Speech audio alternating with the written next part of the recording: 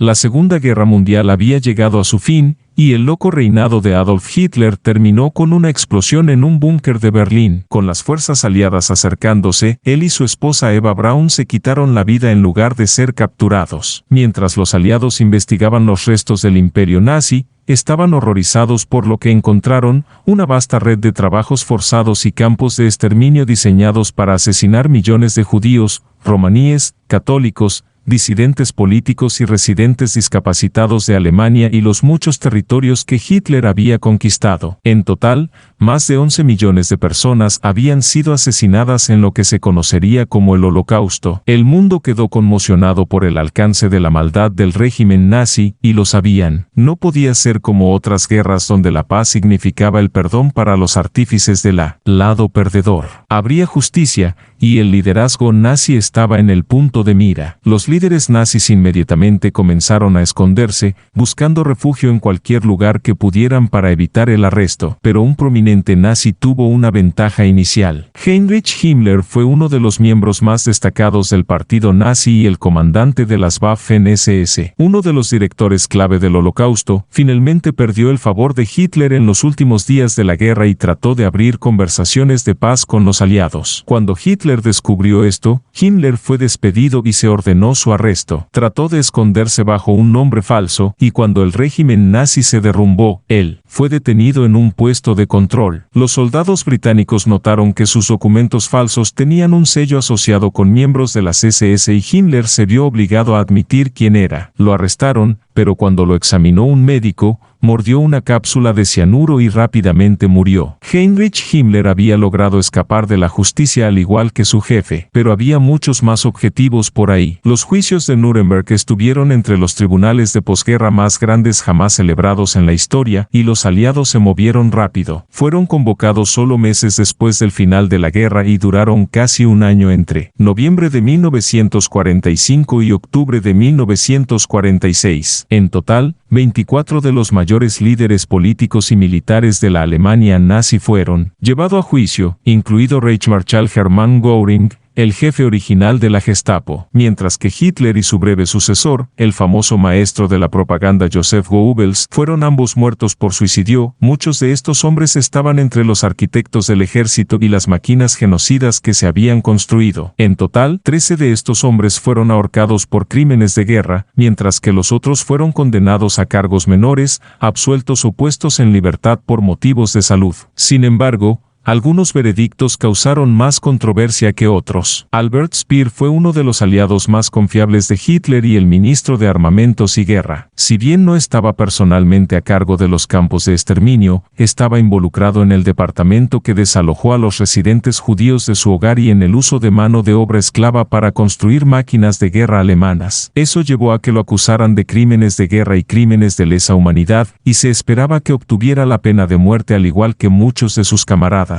Sin embargo, evitó por poco la muerte y fue condenado a 20 años de prisión. A partir de ahí, tomó un tacto diferente, retratándose a sí mismo como un humilde burócrata que había sido ignorante de la peor de las acciones de Hitler. Sus entrevistas y 2 libros fueron vistos como una mirada única dentro de la Alemania nazi, pero muchos historiadores dicen que sus afirmaciones de no estar directamente involucrado en el Holocausto fracasan. Eso quedará sin respuesta después de su muerte en 1981 por un derrame cerebral. Si bien la mayoría de los nombres en Nuremberg eran funcionarios militares y gubernamentales, había una gran excepción. Si bien el nombre Joseph Goebbels está más asociado con la propaganda de la Alemania nazi, había un hombre que abrió el camino delante de él. Julius Streicher, líder regional y legislador, se hizo famoso como el editor de la propaganda. Periódico Der Stürmer, conocido por su propaganda antisemita. Incluso antes de que Hitler tomara el poder, el periódico de Streicher incitaba a la violencia contra personas específicas,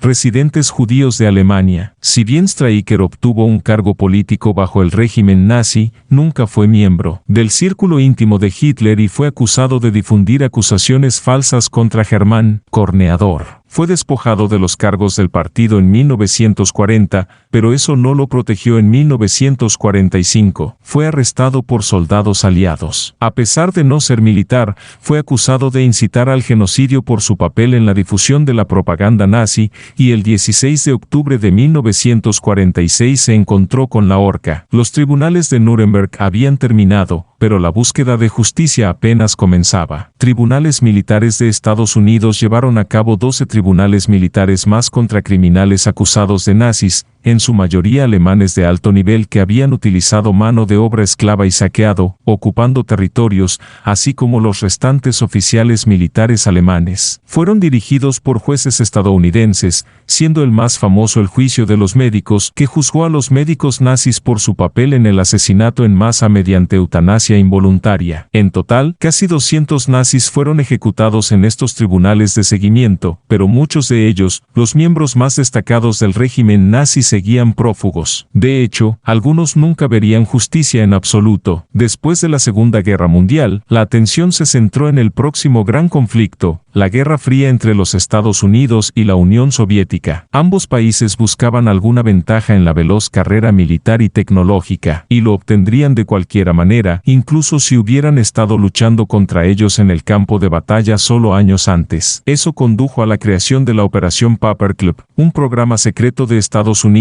que trajo más de 1.600 científicos del régimen nazi y militares alemanes a los Estados Unidos para compartir todo sabían sobre la tecnología militar de los nazis. Los nazis se habían acercado mucho a la bomba nuclear, siendo vencidos por Estados Unidos en 1945, y uno de los nombres más destacados en su programa fue el ingeniero aeroespacial Wernher von Braun. Si bien usó mano de obra esclava para muchos de sus proyectos y fue acusado de trato brutal, había caído en desgracia con Hitler en los últimos días del régimen, un destino común cuando trabajaba para el dictador paranoico, pero su suerte estaba a punto de cambiar a lo grande. Himmler había acusado falsamente a von Braun de ser un simpatizante comunista que intentaba sabotear a Alemania y trató de escapar a Gran Bretaña, pero altos funcionarios nazis lograron obtener la liberación de von Braun argumentando que era indispensable para el esfuerzo de guerra. Cuando la derrota de los nazis era inminente, él y su personal se rindieron a los estadounidenses, y tras una breve detención,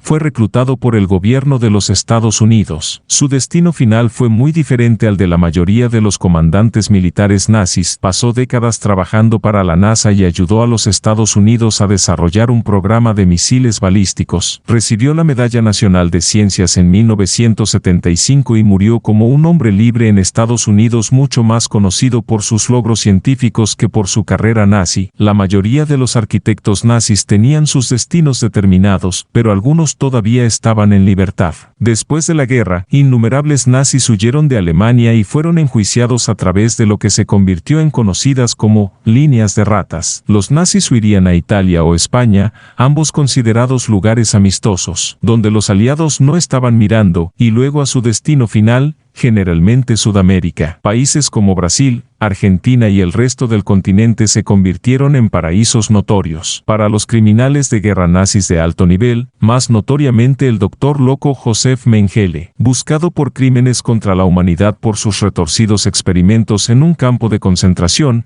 Residentes y prisioneros de guerra, pudo cambiar su nombre y huir a Argentina. Pudo evitar la captura y la extradición, y solo fue identificado positivamente bajo un nombre falso después de su muerte en 1979 por un derrame cerebral mientras nadaba. Cada vez era más difícil localizar a los nazis que quedaban, pero estaban surgiendo nuevos cazadores. Simon Wiesenthal era un hombre judío nacido en Austria-Hungría en 1908, y él y su esposa apenas sobrevivió a los campos de concentración nazis. Después de la guerra, recopiló una lista de criminales de guerra nazis y los presentó a los estadounidenses. Esto lo llevó a un puesto en la Oficina Estadounidense de Servicios Estratégicos, pero pronto quedó claro que el impulso para perseguir a los criminales nazis estaba decayendo. Wiesenthal actuó por su cuenta, recopilando información sobre los criminales de guerra nazis y tratando de ubicarlos en el extranjero. Se convirtió en uno de los más tenaces defensores de la justicia para las víctimas del Holocausto. Fundó el Centro Simon Wiesenthal para rastrear a los criminales de guerra nazis y luchar contra el antisemitismo, pero era un civil y necesitaría el apoyo de los gobiernos para arraigar a los sobrevivientes nazis fuera de sus escondites. Afortunadamente para él,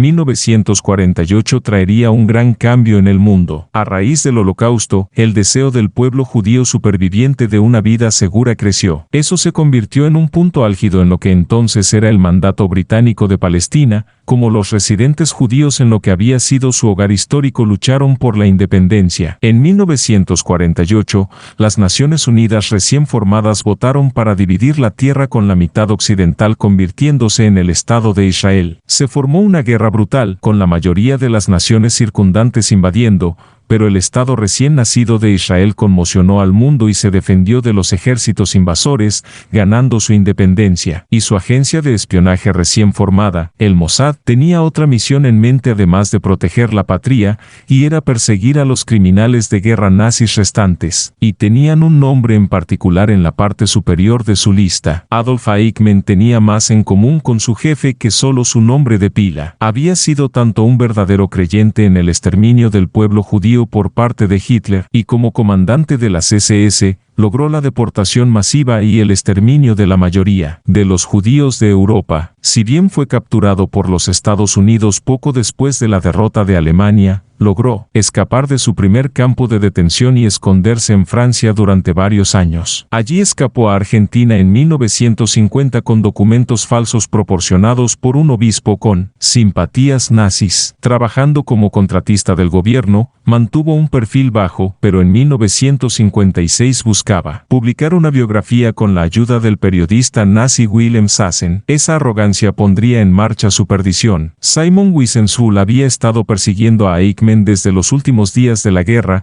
y recibió un informe en 1953 de que el fugitivo había sido visto en Buenos Aires, pero no tuvo una gran oportunidad en el caso hasta 1960, cuando murió el padre de Eichmann. Wiesenthal envió detectives privados para fotografiar el funeral y entregó las imágenes a miembros del Mossad. Un informante en Argentina, Lothar Germán, también había informado que su hija salía con un hombre que afirmó ser el hijo de Eichmann e identificó a su padre. Tenían pruebas suficientes para arrestar a Eichmann y llevarlo a juicio, pero Argentina casi nunca concedió la extradición de las detenciones. El primer ministro de Israel, David Ben-Gurión, tomó la decisión de que deberían tomar el asunto en sus propias manos, y así comenzó una de las mayores misiones en la historia del Mossad. Un equipo de 8 hombres encabezado por el agente del Mossad Rafi Eitan fue enviado a Buenos Aires, donde siguió cuidadosamente a Eichmann y observó su rutina. Encontraron un lugar abandonado por donde pasaría todos los días en su camino desde el autobús, y eligió ese lugar para atraparlo. Aunque el plan casi se abandonó cuando Eichmann no estaba en su autobús habitual, pero este se bajó del próximo autobús. El equipo agarró a Eichmann, lo arrastró hasta un automóvil y lo escondió debajo de una manta. A partir de ahí, lo trasladaron de una casa de seguridad a otra durante 9 días, asegurándose de que tenía al hombre adecuado. Solo había un paso más en la operación, hacer que Eichmann regresara a Israel. Fue sedado,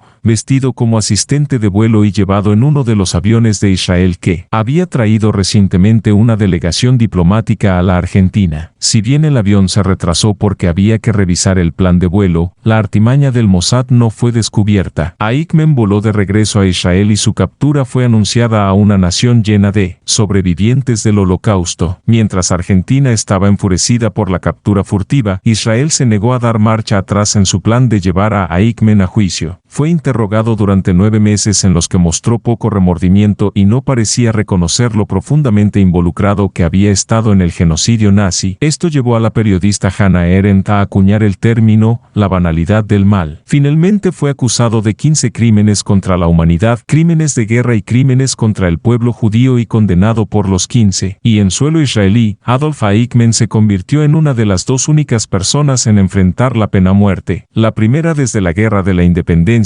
murió en la horca el 31 de mayo de 1962. Pasó el tiempo y la casa de nazis se volvió menos prominente, pero no se detuvo. A medida que pasaron las décadas, muchos de los líderes nazis murieron, ya sea bajo custodia o en sus nuevos hogares. El enfoque cambió a muchos de sus colaboradores más jóvenes. Los campos de concentración a menudo estaban atendidos por supervisores brutales que pueden no haber sido de alto rango nazis, pero cometieron crímenes terribles. Bajo su nuevo liderazgo, liderazgo, Alemania juzgó personalmente a muchos de ellos y muchos fueron deportados de otros países de Europa o de los Estados Unidos. Pero a medida que amanecía el siglo XXI, la caza de nazis se redujo a un goteo. Pero no se detuvo, como descubrió un anciano que vivía en Nueva York. La justicia no tenía límite de edad.